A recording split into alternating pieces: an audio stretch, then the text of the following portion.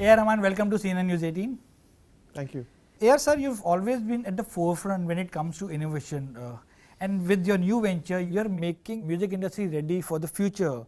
So first, congratulations for your new venture, that's Katraar, which is a Metaverse platform that will enable musicians to monetize their work.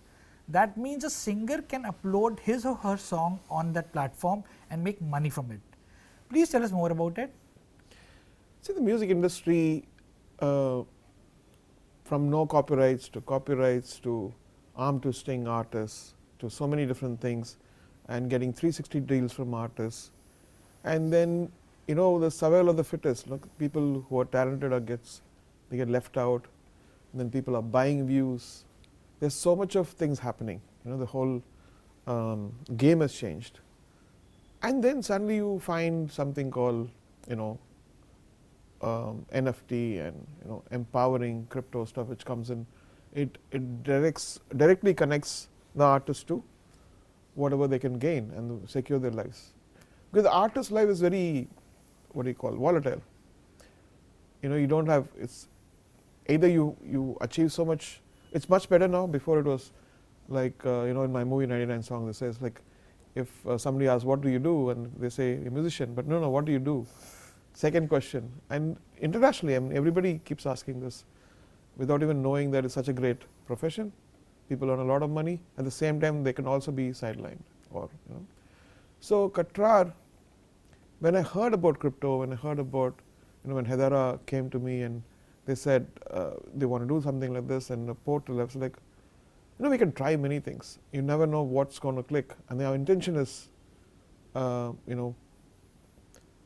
right.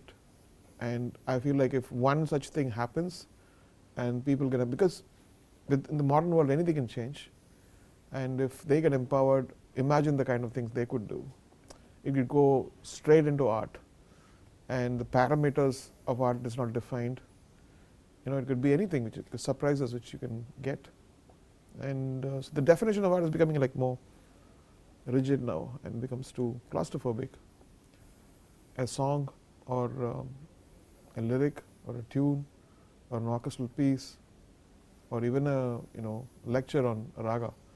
So many things I ideated, like, why can't we do things which, for instance, there are so many classical musicians who have this hereditary knowledge about certain bandishes and tumris.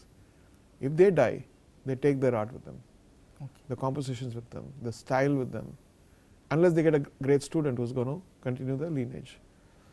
Whether it's Rajasthan or Tamil Nadu or Kerala or Andhra or Bengal, I think we have so many things to preserve that I felt like even a teacher from a Gharana, his last recording of that particular bandish or tumri is an NFT. That is for the future. That is for their family. Maybe he didn't buy houses and he didn't secure his wealth, but he or she, but that could secure the children who can continue their.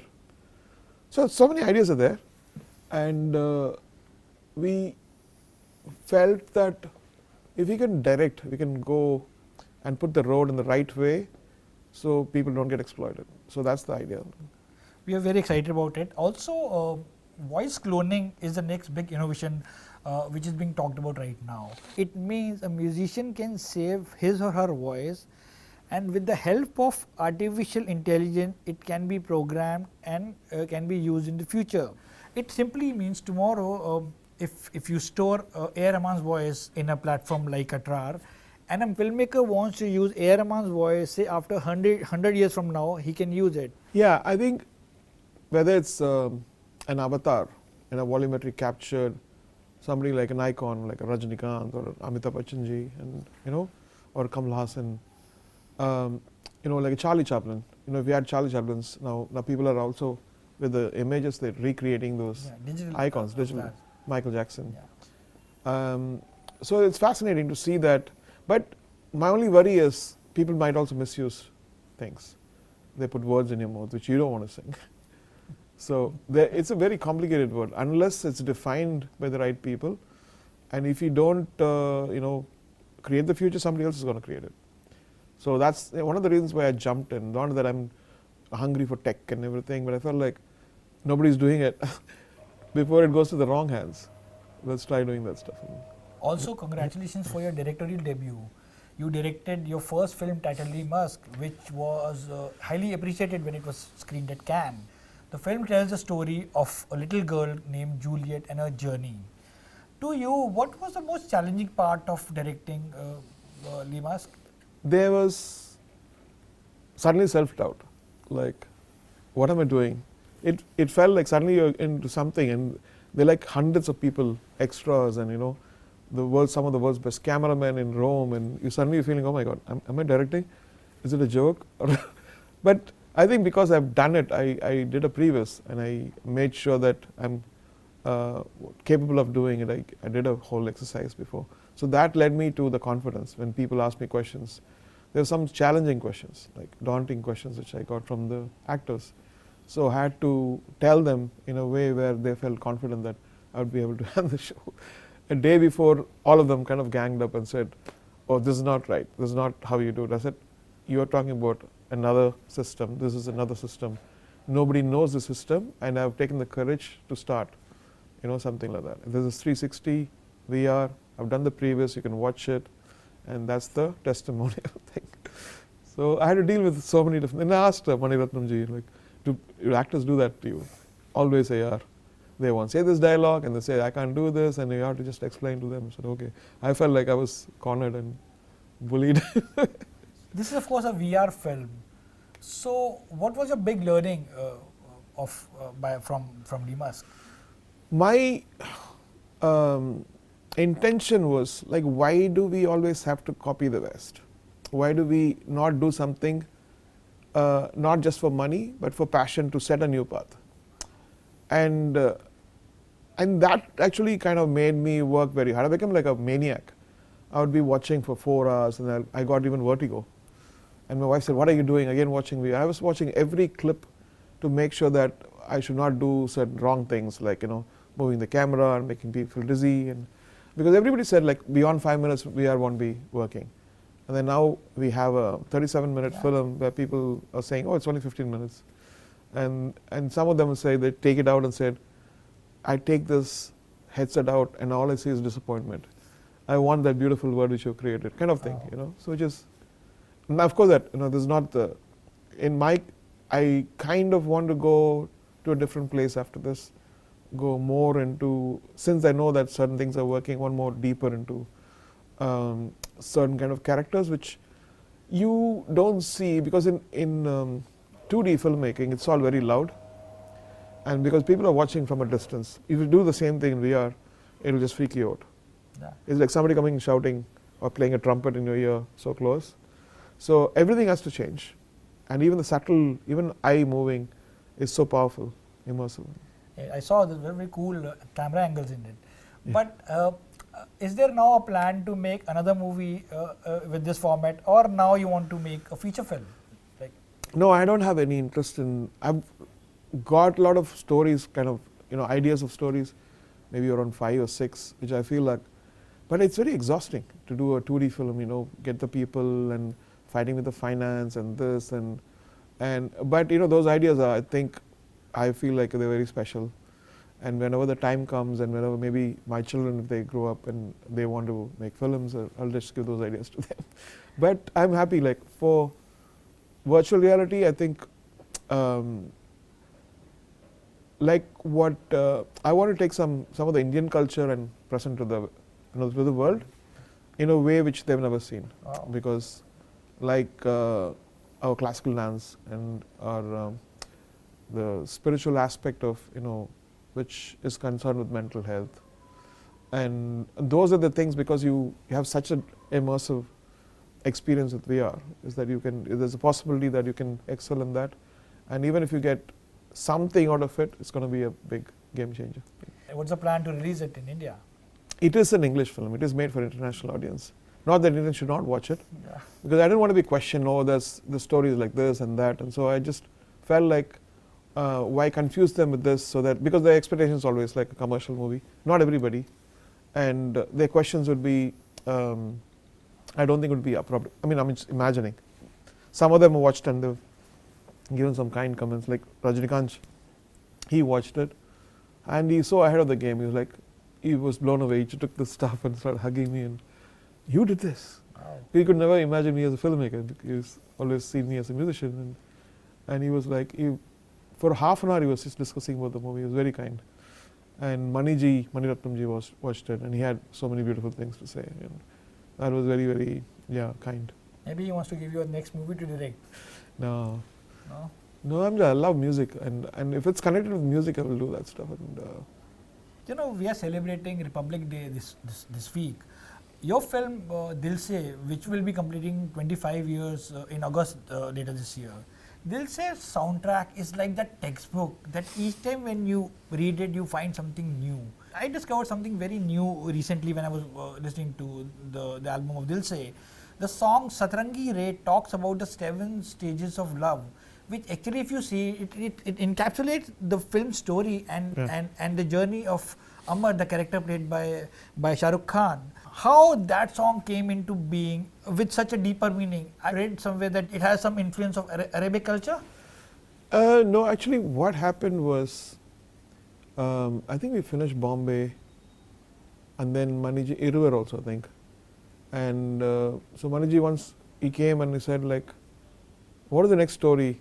I said, "I won't tell you the story." I said, "Why, sir?" "I'm just going to give you a hint. Write a song about 7 stages of love." And then he said, he showed like, attraction, seduction, death, and birth and everything. Infatuation. Yeah. So he gave that stuff, and I like freaked out. I said, "This is so cool." Yeah. I mean, this, you're not limited by who's acting in it, who's writing it, and it's like giving a whole space. So you've given me freedom to interpret, and I thought it's going to take ages to write that song, but it was written like in 1 hour.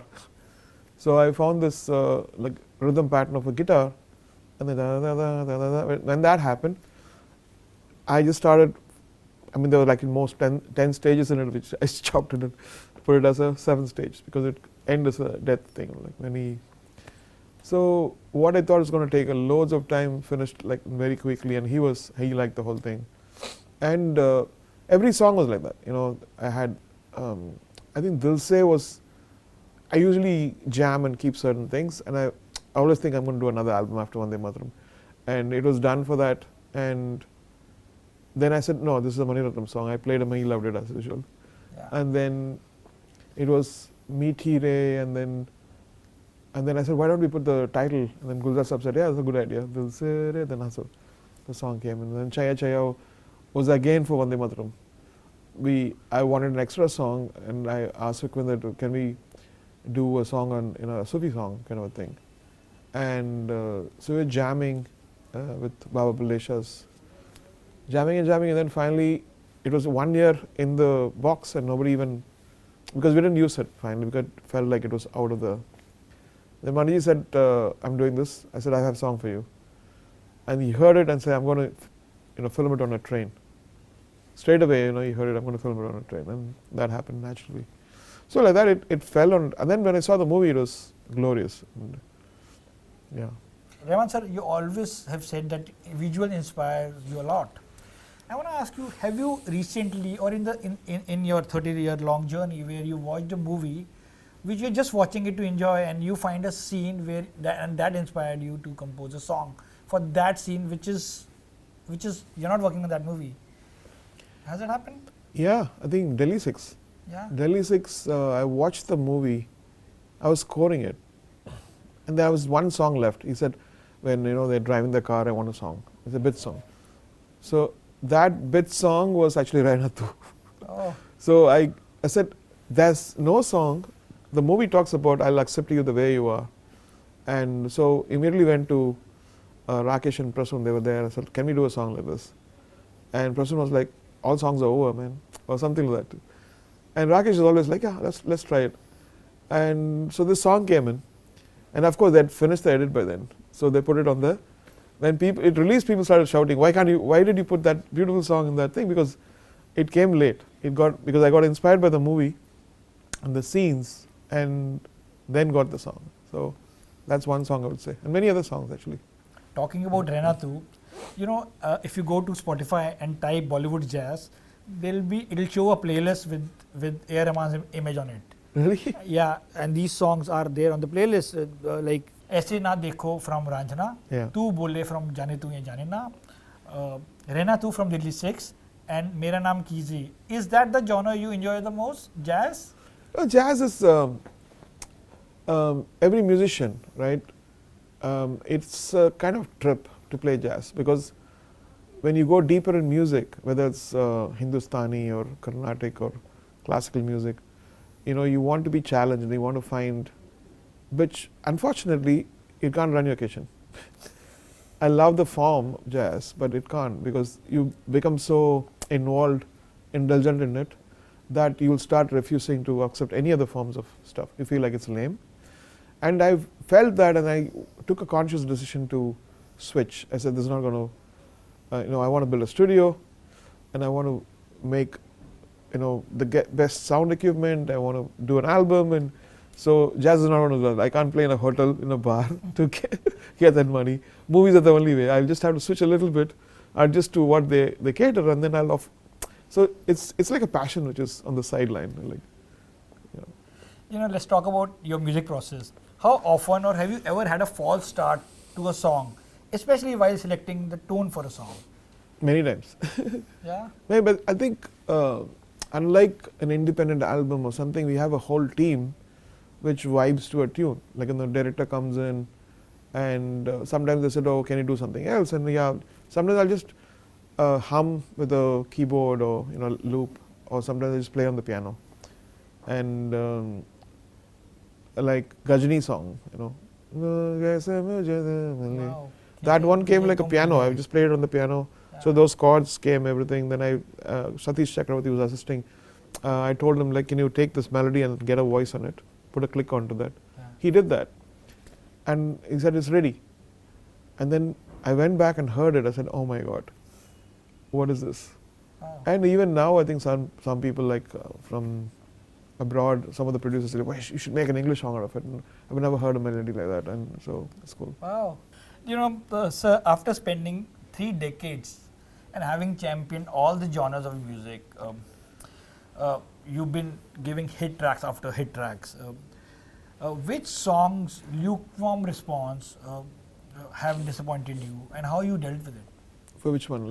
Any song in your were there songs whose response disappointed you, and you felt, oh, that should have worked, and No, the disappointment only comes to me if I underwork on a song. okay. If I don't mix it properly, if I feel like I need a string section, but I just let it out to go without a string section. But that only you know. The rest Yeah, of but us- then, so the rest of the stuff, I'm not that bothered. Of course, when people pay money and in a movie doesn't work, they get disappointed. For me, if I'd underworked on a song, if I had not given my 100%, knowing that it never happened. So mostly, if the deadlines are not close, I go back to it again and again and again till I'm happy with it, and till the magic comes to that one. It's sometimes removing things, sometimes changing a voice, and changing an antara, or sometimes scrapping and doing a new song. So that have you ever scrapped the song? yeah, many After times. with vocals? Yeah, many times. Tell us which one. Like some South Indian movies, we've heard, no, I'll do a better song. Even Tum Saatu, actually, I've scrapped 2 songs to get to Oh. Tum Saatu. That I was mean, lovely I've song. told the story many times. But Yeah. director liked the song, and I said, can you do a better song? He said, if you think so, I like this tune. He said, no, I want something which is simple. And it depends on the director. Like, if we have a very friendly connection with them, then you want to give them the best, whether it's Imtiaz Ali or Mani Ratnam or Ashutosh or Rakesh. Sir, after achieving so much success, name and fame, does success make a singer more or less free as an artist? Actually, yes. If you look at a singer is actually the one who's going to go do concerts, and people recognize the song with the singers. Yeah. Music composer comes second only, and especially you see now singers who are doing amazing tours all over the world. It's a renaissance. It's a golden age for music, and there's so much love they get, and yeah. Talking about the golden age, when was the last time you compose something for yourself, not just for a movie, just to enjoy a piece of music? Actually, everything I compose for myself. Yeah. I sit on a piano sometimes and then start playing something, and they're like voice notes with just piano and just voice, like some 150 unsorted ones. So when I get time on the flight, I go and I'll start chopping them. Oh, I like it from 34 seconds to, and then start naming it. And you never know, because the context of what we're doing it is also different. Like, oh, I was in the plane. Now put it, I was in the plane traveling to this place, high, and then recorded this tune. So I'll understand, oh, that's why it is like this. You know, you of course have redefined film music. You were the first one who started composing music on computer. And then you've been working on latest gadgets. We have seen many in your concerts. And with Firdaus Orchestra and Sunshine Orchestra, with which you actually wanted to put Indian Symphony Orchestra on world map. So would you please like to talk to us today about the joy and energy of directing 100 musicians and composing music in a room full of so many people? So what's his gadgets? So let me tell you, technology actually is a tool. Okay. It's just a tool, and with now internet and everything, you know, you don't have to go through the stuff and take a pencil and start doing stuff. You can get the same kind of results. Of course, organic, like when you type, you think about a word and you do it. So there's something connected to your brain, thinking hard to find the right. Right now, if you type it on your iPad, you can do anything and delete it off. There's no sense of, tension in it. Same way when you're playing a piano and when you're writing on the score, there's a kind of tension. I don't want to waste the ink, and your mind is very careful about writing the notes. So I like that whole method. Sometimes having the piano and doing it organically, and then editing that, and then redoing it. Some songs taken 3 days for finding the chords. Like there's a song called Engapona Rasa from Marian Bharat Bada's movie, which I just thought this song can go somewhere else, and I couldn't go to that. The next day again we sat and jammed. The next day again we jammed. Then finally found that the magic of that. What was it? So, last year at the Grammy Awards, we spotted you with your son. Does he remind you of yourself and when you were young? And is he like his dad, very passionate about music? He is passionate, but at that age, he doesn't have any compelling duty to sit and to make music. He knows that it's there. It'll come, but it'll come at a certain time. I think he's just 20 now, and he does jam with me sometimes. But I also want him to enjoy life. Like, I never had a childhood, so I want him to go play and meet friends, and he's a good kid. So yeah, I'm fine with it. Sir, there's a lot of buzz around the song Naatu Naatu from the film RRR, which actually bagged an Academy nomination in the Best Original Song category. You are a 2-time Oscar Award winner. You are a much revered name in the West. You have already cast your vote. We saw that Instagram post of yours. What are the key elements you think that draw the attention of Academy members when they vote for a song in this category? It's not easy for them to, beyond all the prejudice and beyond all the, underlying racism and everything which is there, unfortunately, even though they don't talk about it, it's there. For a movie to go to reach that level is a big achievement. I think they've done a tremendous job. And I'd put a video called The Future Proof from the foundation, saying that if we don't push a culture and have the sense of pride and present it to the world is going to, be in a very condescending way to Indian culture. And it was 2 years back. It's called Future Proof. You can check it on my channel. Yeah. And when this happened, I felt like, oh, the manifestation, in a way, even if it's a tiny bit, has worked out. And because this going and people dancing in the Greek theatre or whatever, China theatre, is a huge achievement. And so they're not like apologetic about dancing, the Telugu beat or Indian beat. They're like, well, this is my movie, and then it's a cinematic. So people appreciate for what it is, and that's a huge thing. That should happen again and again in our country. I think every state, every industry, Tamil industry and Malayalam industry and Kannada industry and Hindi and Punjabi and Bengali, each should take over and create excellence. And that's a good, because this industry is the most inspiring industry. And when we make when you push it and we become leaders, it's going to be amazing. What is it about Naatu Naatu you think that find a connection with the Western There are many things actually. I would say, first of all, Keeravani is a great composer and he's underrated. He was underrated. And the irony of see what life is like, it's such a great case study. I believe, I don't know, it's true, I believe that he wanted to quit music and retire in 2015. It's exactly when his career started, being noticed for what he is, you know. So it's for anyone who thinks that their life is over, maybe that is the point where you have to start to live your life. And this is a great example. I keep telling my children, see, that the gentleman who was working for 35 years, he wanted to quit, but then his career actually started at that point. And now it's going to go much further. And he's won a Golden Globe already and is nominated for the Oscars. So I feel that art is the most beautiful thing. Yeah. Do you see RRR bagging the Oscar for?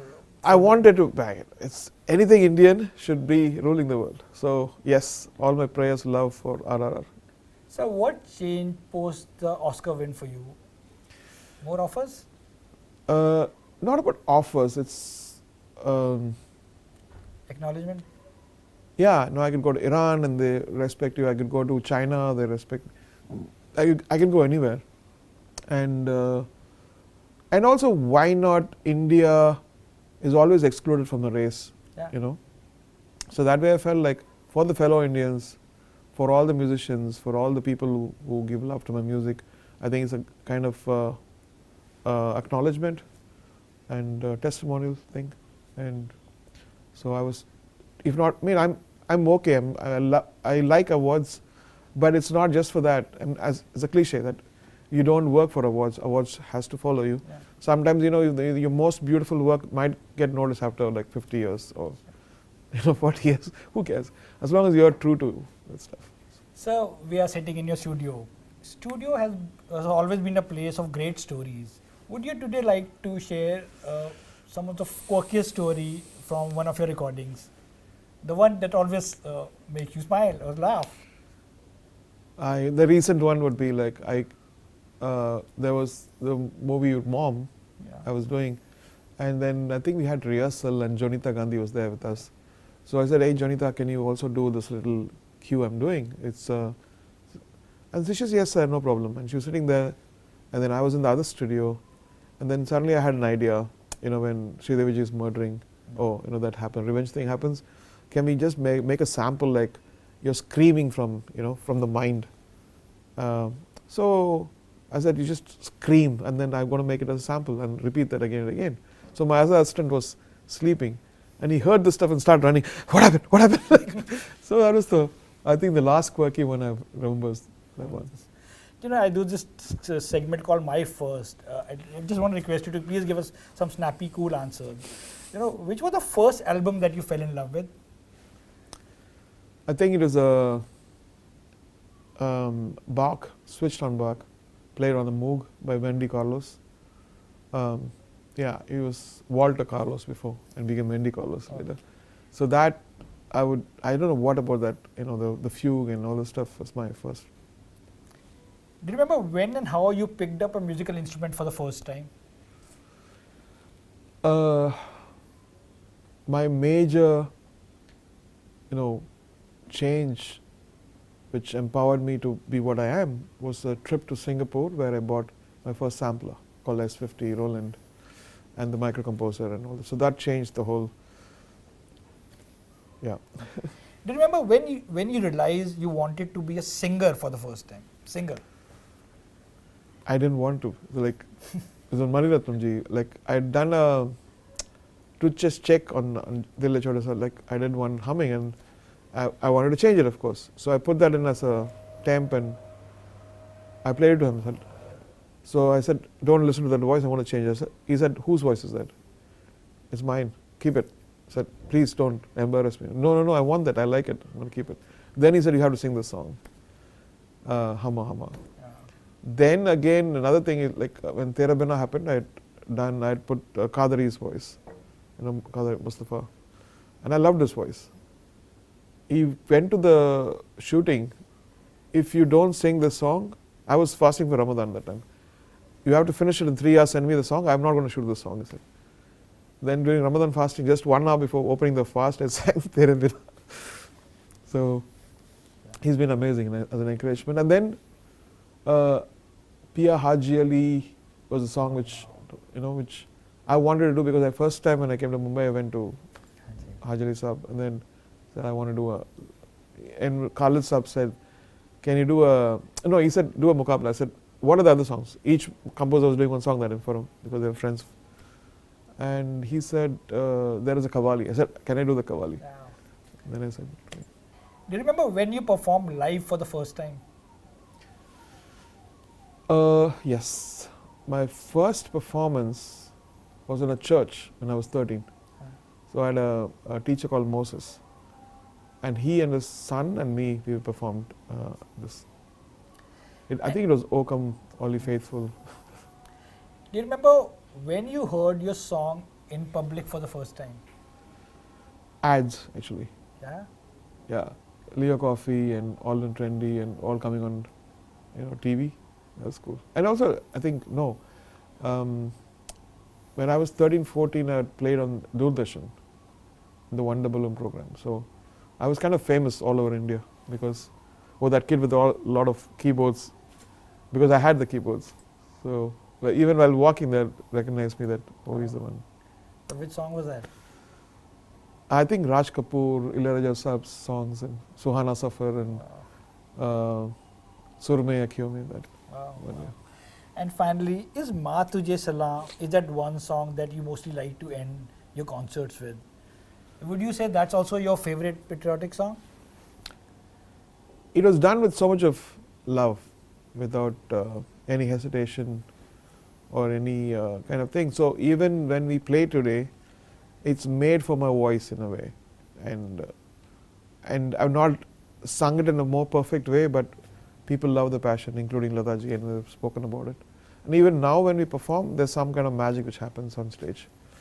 And so we used to do Jai Ho before, now we've gone back to Naatu Naatu. Would you like to give me a few lines of it? तेरे पास ही मैं आ रहा हूँ, अपने बाहों खोल दे, जोर से मुझको गले लगा ले, मुझको फिर हो प्यार दे. How nice. And finally, last year in August, you completed 30 years at the movies. Your film Roja was released on August 15, 1992.